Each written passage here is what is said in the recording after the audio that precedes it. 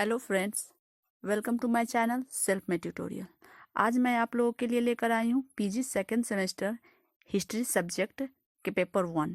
जैसे कि आपको पता है कि पेपर 1 में पढ़ना है हिस्टोग्राफी में मैं पढ़ा रही थी historiography of selected historians.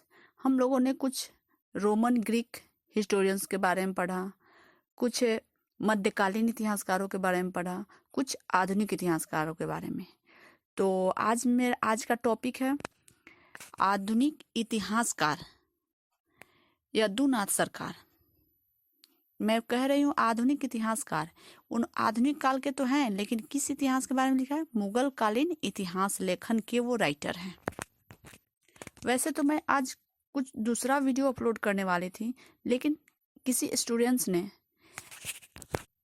Kindly मुझसे रिक्वेस्ट किया कि वो यदुनाथ सरकार का वीडियो ही अपलोड करे। शायद उनको इनकी ज़्यादा ज़रूरत है, उन्होंने अपना प्रॉब्लम भी बताया है, तो इस कारण मैं जल्द से जल्द ही इस वीडियो को मैंने जल्दबाजी में अपलोड किया है। अपलोड कर रही हूँ। आपको आज मैं बात करने वाली हूँ, आज मैं पढ़ाने वाली हूँ यदुनाथ सरकार। और मुझे अच्छा भी लगा कि मेरे वीडियो को स्टूडेंट्स देख रहे हैं और वो अपनी समस्या को मुझसे शेयर भी कर रहे हैं, और मैं पूरे प्रयास करने की कोशिश कर रही हूँ कि मैं उनकी समस्याओं को सॉल्व कर सकूं। अब हम आगे बढ़ते हैं। जैसे कि आज मैं बता चुकी आपको कि यदुनाथ सरकार, उनके इतिहास लेखन में उनका क्या योगदान है, उन्होंने किस तरह की इतिहास लेखन शैली को अपनाया, उनका आरंभिक जीवन और उनका कैरियर, इन सारे बिंदुओं पर मैं आज बातचीत करूंगी और आपको बताऊंगी। यदुनाथ सरकार मुगल कालीन इतिहास लेखन के एक प्रमुख आधुनिक इतिहासकार हैं। आपको एक बात बता दूं कि यदुनाथ सरकार को बंगाली भाषा में जद्दूनाथ सरकार भी कहा जाता है। यदुनाथ सरकार की जो मुगल कालीन इतिहास लेखन है वो मूल रूप से यथार्थ पर ही आधारित होती है। उनकी रचना में किसी प्रकार की कल्पना या किसी तथ्यों को तोड़ मोड़ कर पेश नहीं किया जाता है, इसीलिए उनका स्थान इतिहास में अतुलनीय है, यानी उनकी तुलना हम किसी से नहीं कर सकते हैं। चलिए स्टार्ट करते हैं हम उनका प्रारंभिक जीवन। यदुनाथ सरकार का जन्म आधुनिक बांग्लादेश के राजशाही जिला में दिसंबर 1870 में हुआ। इनके पिता का नाम राजकुमार सरकार था। वे एक संपन्न जमींदार फैमिली से बिलोंग करते थे। उनकी आरंभिक शिक्षा दीक्षा राजशाही जिला में ही हुआ था और उच्च शिक्षा उन्होंने कलकत्ता से पूरी की थी। उन्होंने प्रेसिडेंसी कॉलेज में इतिहास और अंग्रेजी की शिक्षा प्राप्त की। उन्हें तो विदेश में जाकर शिक्षा ग्रहण करने के लिए छात्रवृत्ति भी मिली थी, लेकिन उन्होंने विदेश जाने से इनकार कर दिया। 1892 ईस्वी में एमए की परीक्षा पास करने के बाद रिपन कॉलेज में वे एक प्राध्यापक हो गए। आगे चलकर वहीं पे उन्होंने अंग्रेजी के प्रोफेसर और प्रांतीय शिक्षा सेवा के लिए भी चुने गए। इस तरह उन्होंने शिक्षक की भूमिका तो निभाते हुए उन्होंने प्रांतीय शिक्षा सेवा से संबंधित पदों पर भी कलकत्ता प्रेसिडेंसी कॉलेज और पटना कॉलेज में भी कार्य किया। 1901 ईस्वी में उनका शोध प्रबंध प्रकाशित हुआ। पटना कॉलेज के इतिहास विभाग में काम करने के बाद बनारस विश्वविद्यालय आए। 1918 में वह कटक के रेवेंसा कॉलेज में, कटक यानी उत्कल कहाँ है? उड़ीसा में है। रेवेंसा कॉलेज में इतिहास और अंग्रेजी साहित्य के प्रोफेसर बनाए गए। 1923 ईस्वी में उनका स्थानांतरण या उनका ट्रांसफर पुनः पटना के लिए हो गया। वहाँ पर वह सन 1926 यानी जब तक उन्होंने अवकाश ग्रहण नहीं किया तब तक 1926 ईस्वी तक रहे। अवकाश प्राप्ति के बाद 2 वर्षों तक कलकत्ता विश्वविद्यालय के उपकुलपति रहे। उपकुलपति किस रूप में? अवैतनिक। उन्हें सर की उपाधि शिक्षा जगत में अच्छी सेवाएं देने के फलस्वरूप ही प्राप्त हुई। लेकिन ऐसे तो कहा गया है कि अच्छी सेवा यानी शिक्षा के क्षेत्र में उनका योगदान उनकी को देखते हुए दिया गया, लेकिन अन्य इतिहासकार या अन्य उनके आलोचक यह आरोप भी लगाते हैं कि वे आधुनिक शिक्षा या अंग्रेजी शिक्षा से ज़्यादा प्रभावित थे, इसीलिए अंग्रेजों ने इन्हें सर की उपाधि दी थी। लेकिन जो भी हो, ऐसे आलोचकों का मत है। अब हम चर्चा करेंगे उनके प्रारंभिक जीवन के बारे में। बता दिए उन्होंने अपने उनके पूरे कैरियर के बारे में बात किए। अब हम लोग बात करेंगे कि उनकी प्रमुख रचनाएं, उन्होंने किस तरह के ग्रंथों की रचना की। उनकी प्रमुख रचनाओं में औरंगजेब का भारत रचना है। मुख्य रचना औरंगजेब का भारत, ये एक शोध प्रबंध है। यह 5 जिल्दों में लिखा गया है। मुगल साम्राज्य का पतन 4 जिल्दों में। शिवाजी और उनका काल, चैतन्य, उनकी तीर्थयात्राएं और शिक्षाएं, भारत युगों से आदि मुख्य है। ये उनकी रचनाएं हुई, यानी उन जो पुस्तकें लिखी। उन्होंने औरंगजेब के आख्यान और ऐतिहासिक निबंधों का भी प्रकाशन किया। उन्होंने औरंगजेब को इसलिए भी ध्यान दिया, उन्होंने ऐसे तो कहते हैं जैसे मुगल कालीन इतिहास लेखन में उनकी महत्वपूर्ण योगदान है, मुगल कालीन ही इतिहास उन्होंने लिखा है। लेकिन औरंगजेब ने कहीं न कहीं पूरे भारत में एक लोकतंत्र या एकता स्थापित करने का प्रयास किया था, लेकिन वो लास्ट तक सफल नहीं हो पाया। लेकिन उसके योगदान को देखते ही उन्होंने औरंगजेब पर ही एक आधारित एक पुस्तक लिखी थी, औरंगजेब का भारत। उन्होंने यदुनाथ सरकार ने पूना प्रेसिडेंसी कॉरस्पोंडेंस और आईने अकबरी का संपादन किया। कैम्ब्रिज हिस्ट्री ऑफ इंडिया की 4th जिल्द के लिए 4 अध्याय लिखे। साथ ही मॉडर्न रिव्यू में 60 से अधिक मौलिक निबंध प्रकाशित कराए गए, यानी कि उन्होंने बहुत सारे आर्टिकल्स भी लिखे थे जो मुख्य रूप से मुगल कालीन इतिहास लेखन पे आधारित है। अब हम आते हैं यदुनाथ सरकार का इतिहास लेखन में योगदान। यदुनाथ सरकार ने मुख्यतः मध्यकालीन भारत का इतिहास लिखा है। इतिहास के धार्मिक पात्रों, चैतन्य महाप्रभु की यात्राएं और शिक्षाएं लिखकर उन्होंने अपनी धार्मिक आस्था और युग पुरुषों की शिक्षाओं से आदर्श समाज की रचना पर विशेष ध्यान दिया है। यहाँ तक कि उन्होंने शिक्षा अधिकारी के रूप में भी वह ऐतिहासिक शिक्षा शास्त्र के व्यवहारिक प्रयोग से समाज की सेवा किए।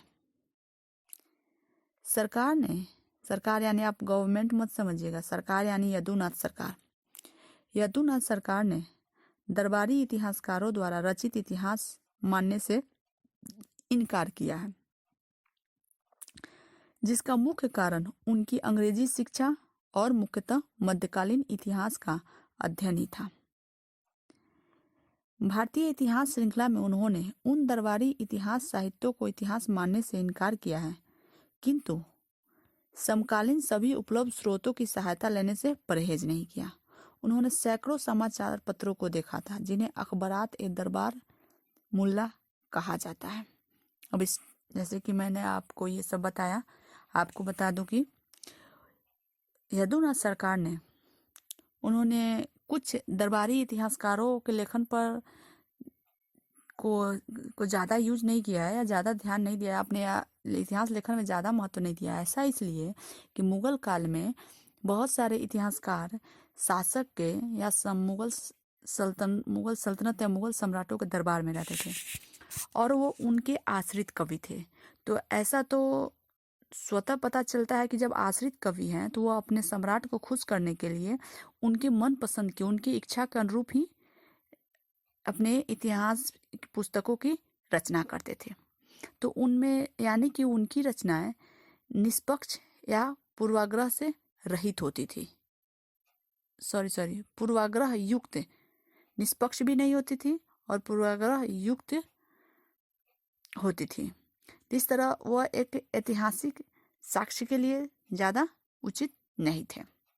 इसीलिए उन्होंने उनके इतिहास रचनाओं को सोर्स के रूप में यूज नहीं किया। लेकिन उस समय के बहुत सारे, जैसे जयपुर से प्राप्त बहुत सारे समाचार पत्र जो मुगल कालीन इतिहास लेखन से संबंधित है, उन्होंने इसका यूज किया अपने इतिहास लेखन में। यदुनाथ सरकार ने इतिहास लेखन में किस तरह की इतिहास शैली को अपनाना चाहिए, इस पर भी अपने कुछ मत दिए हैं। उन्होंने कहा है कि ऐतिहासिक पद्धति किस तरह की होनी चाहिए, यानी इतिहास लेखन शैली कैसी होनी चाहिए। इस पर उनका कहना है कि इतिहास लिखने के लिए इतिहासकार को पहले अपने को संयम करना चाहिए, अपने ऊपर संयम करना चाहिए। उसके मन में, यानी किसी भी इतिहासकार के मन में समस्त दुराग्रह पूर्वाग्रहों को हटा लेना चाहिए और सर्वथा निष्पक्ष होकर ऐतिहासिक तथ्यों का विवरण और विश्लेषण करना चाहिए। यानी कि कोई व्यक्तिगत या किसी घटना से या किसी समाज से प्रभावित होकर इतिहास लेखन नहीं करना चाहिए, यानी निष्पक्ष होना चाहिए। यदुनाथ सरकार के बारे में S.R. टिकेकर का कहना है कि उनकी शोध विधि को 4 शब्दों में अभिव्यक्त किया जा सकता है। किनकी शोध विधि को? यदुनाथ सरकार की शोध विधि को किसने कहा है? S.R. टिकेकर ने। तो वो क्या था?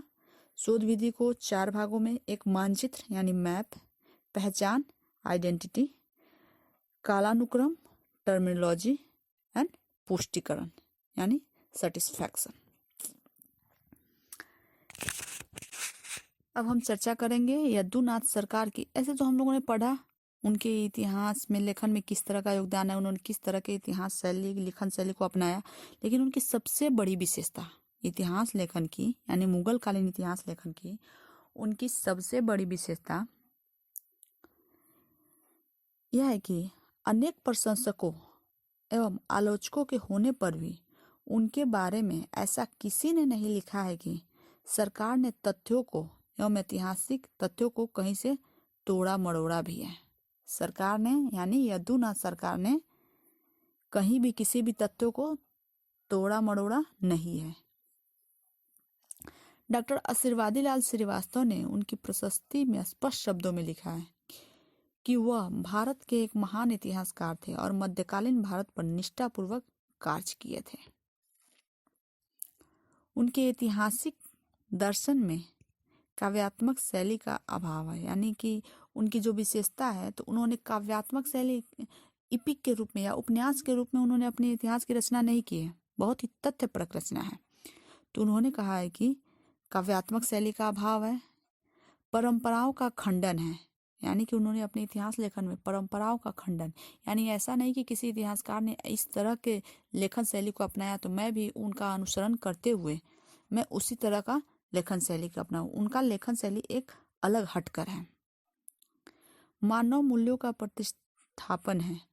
उनका समाज कोई कल्पित समाज नहीं है, यानी कल्पनाशील समाज नहीं है। इसीलिए उन्होंने समाज के बारे में जो भी घटनाओं का वर्णन किया है वे यथार्थ पर के काफी समीप है। किसी की प्रशस्ति में उनका विश्वास नहीं है। वह सत्य इतिहास लेखन और विशुद्ध न्याय में आस्थावान मिलते हैं, यानी विश्वास करते हैं। आधुनिक इतिहासकारों में मध्यकाल पर जितना अच्छा अध्ययन यदुनाथ सरकार ने प्रस्तुत किया वैसा अन्यत्र कहीं नहीं मिलता। इसीलिए हम कह सकते हैं कि उन्होंने इतिहास लेखन में, यानी आधुनिक इतिहासकार के रूप में मुगल कालीन इतिहास लेखन में जो योगदान दिया वो अतुलनीय एवं अद्वितीय है। और इस प्रकार उन्होंने मुगल कालीन इतिहास लेखन में निष्ठापूर्वक कार्य किया। इस तरह आधुनिक इतिहास लेखन में अपनी महत्वपूर्ण भूमिका निभाते हुए वे 1958 ईस्वी में देश दुनिया से विदा हो गए। तो आप कमेंट सेक्शन में जाइए और बताइए कि आपको मेरा ये वीडियो कैसा लगा। और आपकी कोई भी प्रॉब्लम हो तो मुझे ज़रूर बताइएगा। यदि आपको ये वीडियो अच्छा लगा हो तो मेरे चैनल को सब्सक्राइब कर लें। और मैं सबसे ये रिक्वेस्टली कहना चाहूँगी कि यदि आपके पास मेरा वीडियो पहुँच रहा है तो वो अपने साथी फ्रेंडों को ज़रूर बताइए कि वे भी इसका लाभ ले सके। हो सके तो आप लोग फेसबुक चलाते हैं, व्हाट्सएप चलाते हैं, तो उसके माध्यम से इसके लिंक को, मेरे चैनल के लिंक को आप शेयर कीजिए, जिससे दूर दराज के इलाकों में भी यह पहुंच सके और वे लोग इससे अपने पढ़ाई या सिलेबस को पूरा कर सके। Good night.